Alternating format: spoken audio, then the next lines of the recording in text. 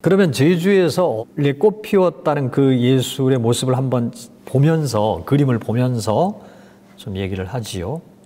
요건 1822년이니까 30대 초반 글씨예요. 근데 여러분들이 딱 보기에 그림으로 보세요. 그림으로. 서예 하시는 분들이 설명하면 전혀 달리할 테지만 그냥 우리 그 미술을 하는 사람으로서 딱 보면 우선 우리 사람으로 보면 살이 통통하게 쪄 있죠. 토실토실하죠. 그런데 살만 쪄 있는 게 아니라 그러니까 골기가 강하게 내면에서 이 꿈틀거리고 있다는 거 봐야 되는 거죠. 그러니까 살 지우기만 한 게 아니라 그렇지만 이제 어쨌든 간에 살찐 건 사실이에요. 살이 쪄서 어쩌다가 아니라 이 사람 몸에 비유해서 이제 그렇게 서예 하시는 분들도 얘기를 하거든요. 그러니까 30대의 이분의 글씨체는 당시에 그 일반적으로 많이 유행했던 바에 살지운 이 토실토실하고 두툼한 듬직한 안정된 그런 글씨체를 구사하셨다. 요 글씨만 봐도 그걸 우리가 이제 이해할 수 있어요. 이 상원암이라는 글씨는 1828년이니까 40대 막 이제 넘어가서 굉장히 단정하죠. 앞에서 봤던 직성유월화라고 하는 그 30대의 글씨와 이 글씨가 갖고 있는 연속성이 있어요. 그 내면의 골기가 강하게 받쳐주고 도톰한 살점이 이렇게 흐르는. 그런데 앞에 글씨와 다른 점 하나가 있어요. 이 글씨는 단정한 데다가 우아한 아름다움이 흘러요. 그래서 이제 이게 40대가 되니까 좀 더 뭐랄까요, 세련됐다고 해야 되나? 멋을 부린다고 해야 되나? 이제 좀 더 그렇게 나가는 거죠. 그러니까 사람의 나이와 같이 이렇게 그 뭐 변화해 나간다는 그런 느낌? 굉장히 이뻐요. 난 근데 이 실물을 본 적이 아직 없어서 묘양산에 있어서 여기 우리 명예관장님이죠. 유홍준 선생님이 가서 보고 사진 찍어 오신 거예요. 요건 그 경주 월성에 그 지금도 있어요. 그러니까 헌종대왕이 이제 명령을 해요. 39년이니까 이건 이제 50대 초중반. 그러니까 이제 그 아까 얘기했잖아요. 그 55살 때 제주 유백 직전이에요.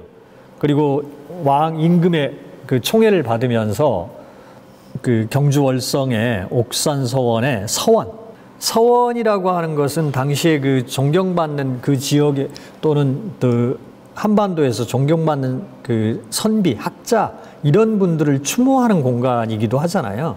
그래서 그러한 마음, 존경의 마음도 여기에 담겨 있고 또 왕이 명령을 해서 자신이 거기에 받드는 마음, 모시는 마음 이런 것들도 담겨 있고 그래서 굉장히 극하고 공손하면서 무엇보다 무릎 꿇은 느낌?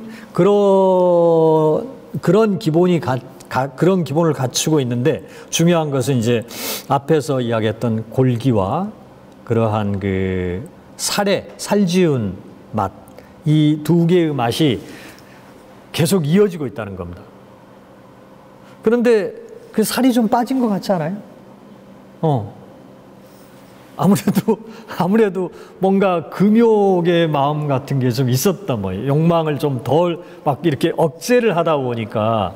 그런데 이게 추사체로 가는 길목이에요.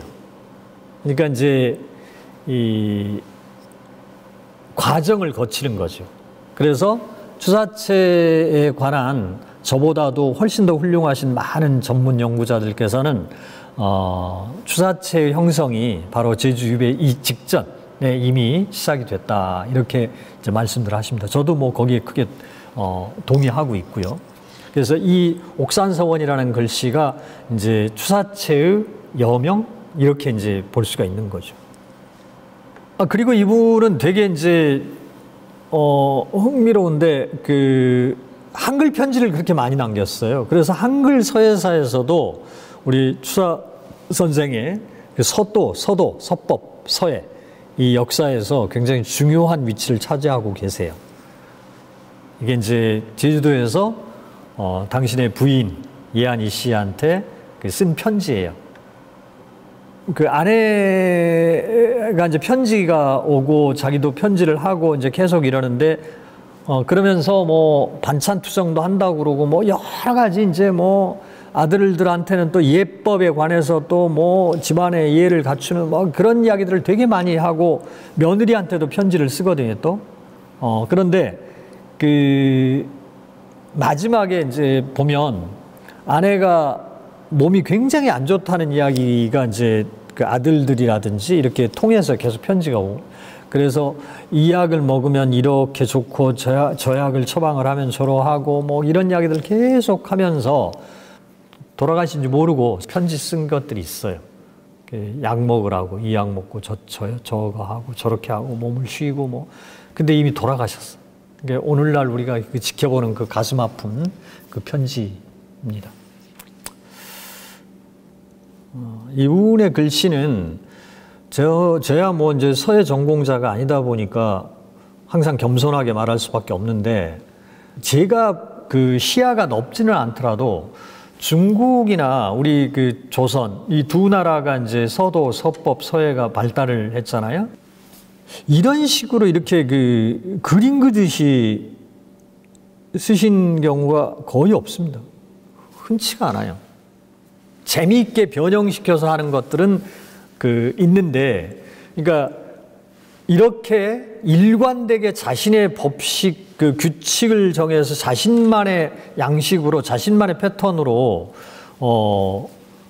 그 공간 구성이라든지 회계 강약이라든지 그 두께의 조절, 그리고 각각의 글씨와 글씨가 서로 간섭하는 그 위치라든지 이 전체적으로 그러니까 가로획, 세로획, 그 다음에 사선 이러한 것들, 그러니까 점 이러한 것들의 그 변용 이런 것들은 완벽할 정도로 마치 컴퓨터가 계산한 것처럼 정확하게 되어 있습니다.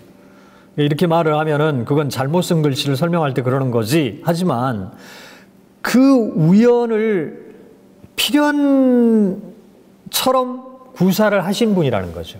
우연을. 그래서 결과적으로 우연처럼 보이는데 사실은 치밀하게 계산된 필연이라는 겁니다. 그러니까 이런 부분이 이 수사체의 그 요체가 아닌가 이런 생각이 들어요. 여기 요 일자를 못같이 그려놨어요. 못. 그리고 밑에를 텅 비워놓고 요걸 하늘에다 띄워놨다 이 말입니다. 그러니까 여기를 텅 비웠다는 것. 이게 이제 이 글씨의 백미예요. 되게 가운데다가 써놓을 수도 있고 아래에다가 쓸 수도 있는데 위로 써서 무거운 걸 위로 얹어놔요. 그러면 아래가 어떻게 됩니까?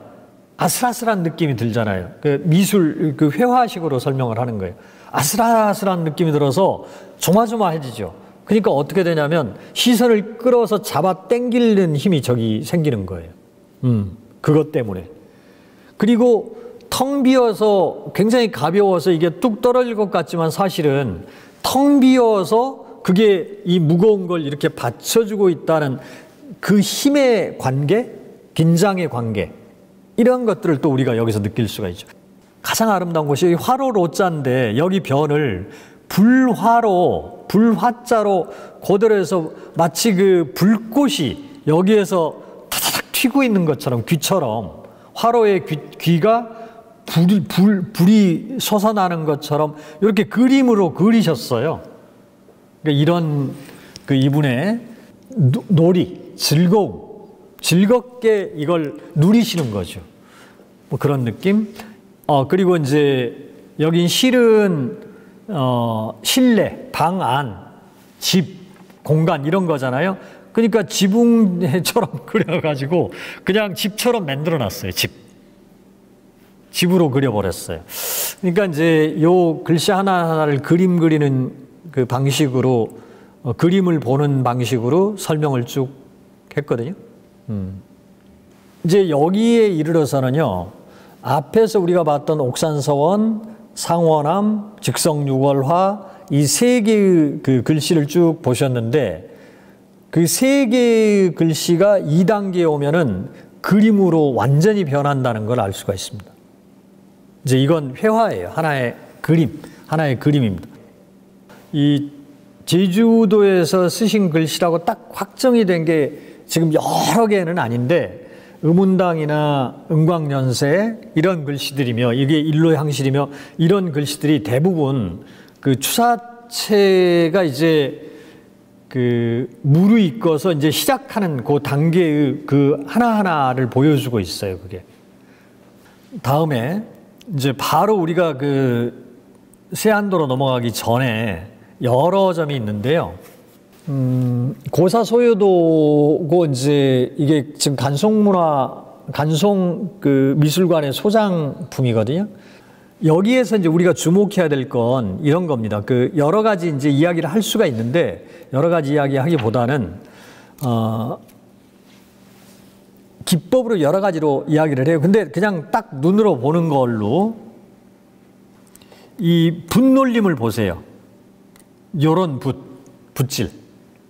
그러니까 초목이라고도 하고 뭐 그 물기가 거의 빠져 있는 찐득찐득한 먹물을 붓에 묻혀가지고 이렇게 까실까실하게 종이에다가 이렇게 칠하듯이 그리는 거예요. 그러니까 짙은 녹묵으로 까실까실하게 이런 효과를 내므로써 그 스산하고 쓸쓸하고 황량한 기분을 연출을 해내는 그런 그 기법입니다, 이게.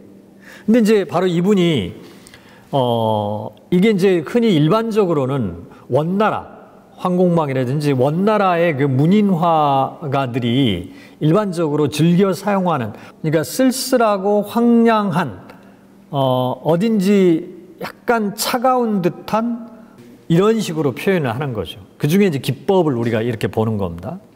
이런 세계를 이해하지 않으면 바로 다음 세계로 나가기 어려워요.